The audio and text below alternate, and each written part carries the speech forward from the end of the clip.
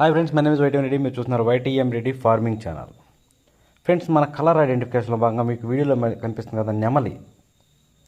ఈ నెమలిని పిలవడానికైతే ఎవరైనా కాకి నెమలనే పిలుస్తారు, కానీ మనం కాకి నెమల టైంలో దీన్ని దెబ్బలాట పెట్టుకోకూడదు.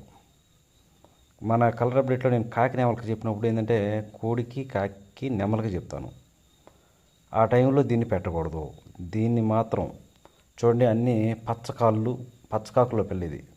కాళ్ళు పచ్చ, బాడీ అంతా నలుపు, ఎదర గౌడు ఉంది, ప్లస్ ఎక్కడ కోడి చూపు లేదు.